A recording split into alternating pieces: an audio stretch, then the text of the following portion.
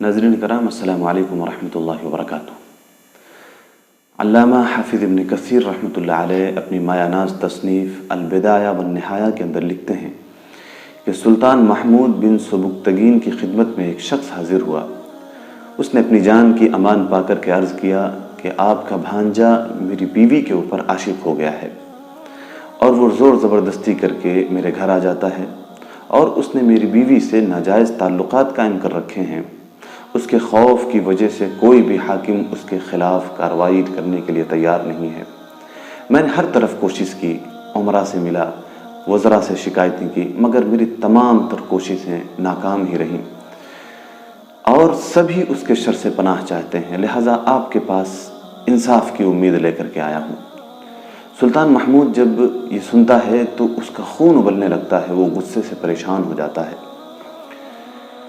और उसने शिकायत करने वाले से ये कहा कि आइंदा जब कभी भी मेरा भांजा तुम्हारे घर में आए तो मुझे फौरी तौर पर इसकी इत्तला देना, और अपने सेक्रेटरी को बुला करके ये हुक्म देता है कि तमाम सिक्योरिटी वालों को इस बात से आगाह कर दो कि यह आदमी जब कभी भी महल में आना चाहे तो इसे कोई ना रोके, इसे फौरी इजाज़त दे दी जाए।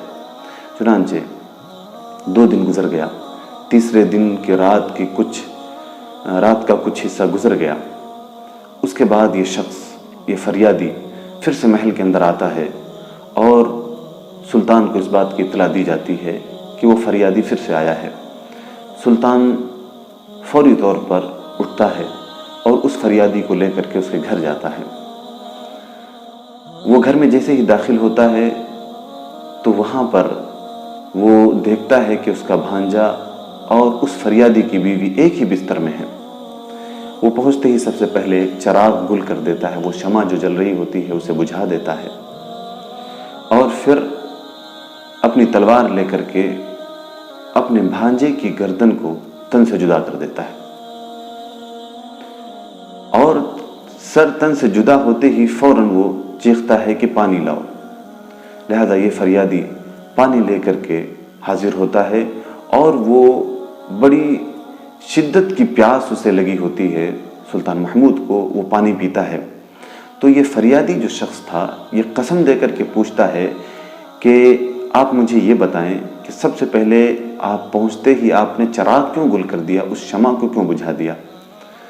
तो सुल्तान महमूद ये कहता है कि मेरा सगा भांजा है वो और मैं उसे कत्ल करते हुए नहीं देख सकता था और मुझे इस बात का शुबा था कि कहीं ऐसा ना हो कि मैं उसकी शक्ल देख लूं और फिर मुझे उस पर रहम आ जाए और मैं तकाज़ाए अदल पूरा ना कर सकूं। उस शख्स ने अगला सवाल ये किया कि फिर आपने फ़ौरन कत्ल करते ही, अपने भांजे को फ़ौरन कत्ल करते ही आपने पानी क्यों मांगा। तो सुल्तान महमूद ने ये कहा कि जिस वक्त तुम मेरे पास पहली मरतबा फरियाद लेकर के आए थे उस वक्त मैंने ये कसम खाया था कि जब तक मैं तुम्हारी मदद न कर दूं उस वक्त तक खाना पानी मेरे ऊपर हराम है। लिहाजा उस वक्त से मैं भूखा प्यासा था, इसलिए मैंने उसे कत्ल करते ही फ़ौरन तुमसे पानी मांगा। मेरे भाइयों, ये हमारे नेक हुक्मरानों के किरदार की एक झलक है कि उन्होंने हक़ और इंसाफ के मामले में अपने और बेगाने में कभी कोई तमीज़ रवा नहीं रखी और अदल इंसाफ का तराजू हमेशा सीधा रखा।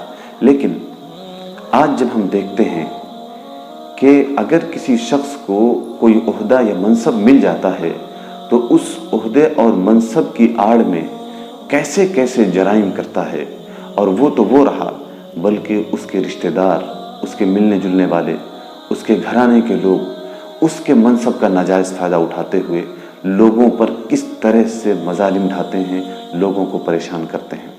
मेरे भाइयों, हमारी तारीख़ ऐसे वाक़यात और ऐसे क़िसस से हमारी तारीख़ भरी पड़ी है जो हमें नसीहत करती है कि हम इंसाफ़ करने वाले हैं, हम नाइंसाफ़ी नहीं करते, हम मज़लूमों की फरियाद रसी करते हैं, हम मज़लूमों की मदद करते हैं, ना कि हम खुद ही ज़ालिम बन जाएं।